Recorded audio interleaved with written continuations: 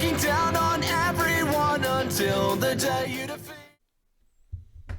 Hey guys, how's it going? Ryan here with the Yonko cast. Hope you guys are having a good one. We are going to be discussing the meta for 8.5 currently. We have about, I would say like a month and a half on OP9 coming out, and with PRB just releasing, there's not like crazy changes in the meta, right? It's just nice to have excess product, excess reprints, stuff like that.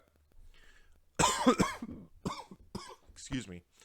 But I did want to go ahead and talk about the meta shaping up and whatnot. It's been a week since the San Diego regionals, the Madison regionals, and there was a Treasure Cup as well. So I just wanted to kind of discuss the meta, what's going on, what's moving, what's moving around, what's going forward. Let's go ahead and I'm going to organize this real quick just so I can go in order. So let's go ahead and open this up. Okay. So this is your power ranking list for the week. These are based off of regionals, events, box tournaments, stuff like that. These are your top 10 decks right now. As you guys can see, there is absolutely no red. Every other color is represented by at least 2 leaders, except being green and purple. They're both represented by 1. But every color is represented but red here. So in first place currently we have Smoker with a 54.5% win rate. Has like the second to third least amount of matches on here though, compared to everything else. The only ones that have less matches are Nami and Starter Deck 14 Luffy. But overall, still a really good win rate for such a small pool. So up next is Enel with the 4th highest amount of matches, with a 54.1% win rate. We then have OP7 Bonnie with a 53.6% win rate. We have Starter Deck 13 Luffy, arguably one of the best decks in the format. Does struggle a little bit against green, and I personally would assume purple, but you never know. Has a 52.5% win rate. Up next, OP01 Dofi has a 51.6% win rate. Has the largest match pool. So obviously, I think one of the reasons why it's a little bit lower is because it does have a larger match pool. But I would say this is arguably supposed to be the best deck in the format, this and Lucci, but we'll see. Lucci with just about half as much as Dofi with a 51.1% win rate. And then the last positive here is Starter Deck 14, which again is the lowest amount of matches with a 50.7% win rate. So actually really good, solid win rate for really little match data, right? Like if this had way more matches and the percentage was potentially higher than this deck, I think is just way better than people think. But the fact that it's so low, I think, is one of the reasons why it attributes. And then over here, I do have the percentages and stuff and what has good matchups against what. So we'll go over that in a little bit. But Kata is number 8 with 47.7. Nami is 47.2 at number 9. And then OP5 Purple Luffy is at 46.6%. Overall, just analyzing the data here with how many negative matchups, stuff like that. So for Dofi, its only bad matchups really are looking like Lucci, ST13, Luffy, Enel, Bonnie, and Smoker. So 5 bad matchups, but it's really positive everywhere else across the board. Obviously, it's 50-50 with itself. All of these are going to be 50-50 with themselves. There's no if and or buts about that, right? It's just not possible to be anything else. But it looks like its highest win rate is going to be against Nami, which makes sense. You're just able to go real wide, swing real aggressively, and do the things that Dofi needs to do. Also running events, putting stuff to the bottom of the deck makes Nami's game plan a little bit hard, and then things like Law and Jozu bounce blockers and stuff back, and Kaya's to where you're not able to reuse them. You have to use them for combo, right? Overall, 5 out of 1, 2, or not including this, 1, 2, 3, 4, 5, 6, 7, 8, 9, 10, 11, 12, 13. So 13 decks has a positive, a plus. Up next is Lucci, and its only real bad matchups is starter deck 13, Luffy, which just absolutely looks like it blows it out of the water. Same with Nami. Nami looks like it really does blow it out of the water. And then Raiju and Zoro. Up next is starter deck 13, Luffy. Looking like it has 5 bad matchups as well, being Enel. Like I said, Bonnie, green is just really awful for this deck. Purple Luffy, Nami, and starter deck 14, Luffy. Up next is Enel. Slightly bad into Lucci, slightly bad into Bonnie, slightly bad into Kata, into Smoker. Gets dogged by Nami and ST14 Luffy. Also gets dogged by Raiju apparently. And then Marco is also a bad matchup, but not really that much. But overall has 1, 2, 3, 4, 5, 6, 7, 8 bad matchups. 8 out of 13 is pretty bad, honestly. But the fact that it does really well against like 3 of the top contenders is really good. Bonnie struggles a bit against Lucci, struggles against Kata, struggles against Smoker, struggles against Nami and ST14 Luffy, and then also struggles against Raiju, which I was kind of surprised by. But I mean, being able to drop the Vinsmokes, reduce like the, what's his face, Kid, and being able to just aggressively swing at it and clear it makes sense. But overall has 6 bad matchups. Purple Luffy struggling here with about 6 as well, it looks like. It does lose to Dofi, it loses to Lucci, it loses to Enel, it really loses to Bonnie, loses to Smoker, and then really loses to Zoro, which makes sense. Zoro just being able to apply so much pressure to this deck. Kata, again, loses to Dofi, which is funny because I lost to this at Regional, but it was just because his life was so stacked.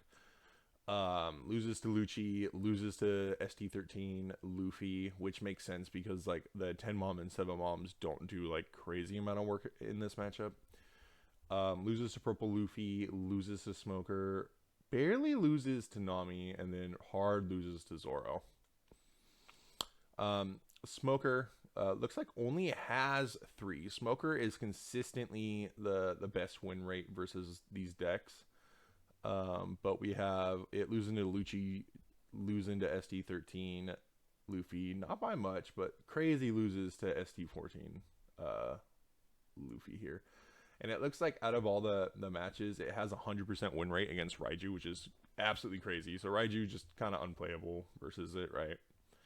Up next is Nami with 1, 2, 3, 4, 5, and then a mystery data because apparently there was never a Nami mirror match.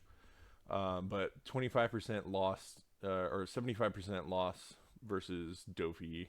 Again, 70% to Bonnie.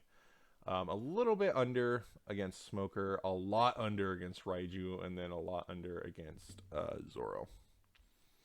And then last but not least is Luffy with 7 being technically the second worst behind Enel, but 38.3 against Dofi, 39.5 against Lucci, 30% against Purple Luffy, 44% against Kata, 16% to Nami, which makes sense, and then got apparently absolute dog water by Raiju, and then 33% against Marco.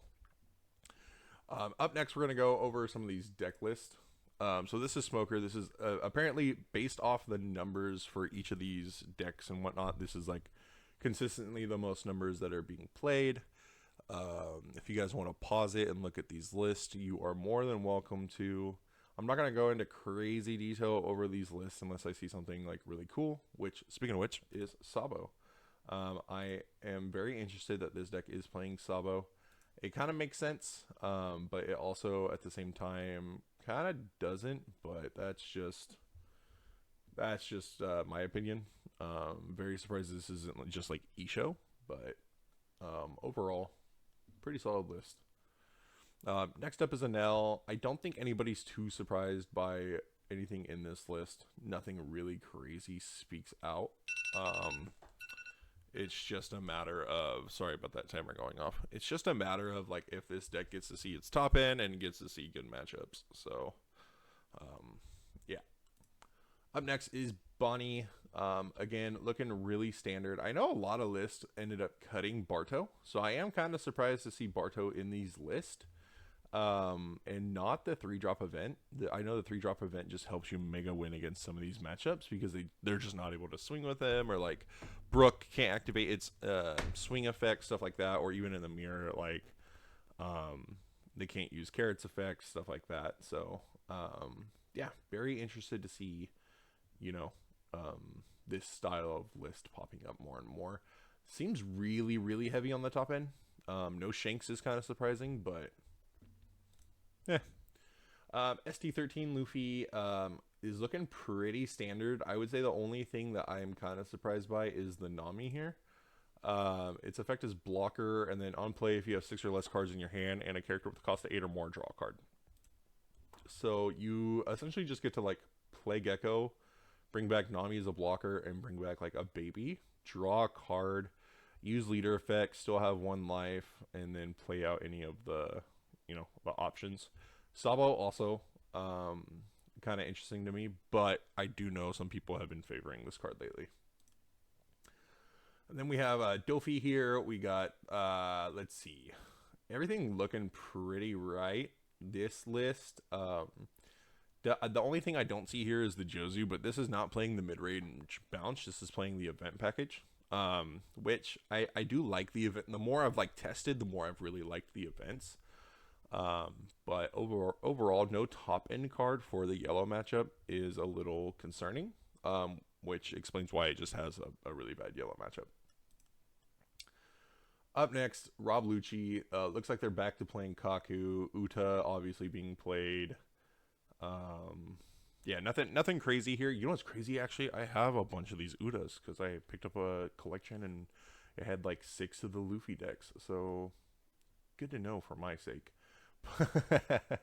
But overall, nothing really surprising here. ST14 Luffy. This is like, honestly, this deck list is not surprising to me, but it is surprising to me just because I don't see this deck around anymore. Like, I just hardly ever see it. 2 Laboon, 2 Shirahoshi. I don't know if this is standard or not. Like, just genuinely don't know. So if you guys have any idea, let me know. But everything else seems pretty correct here.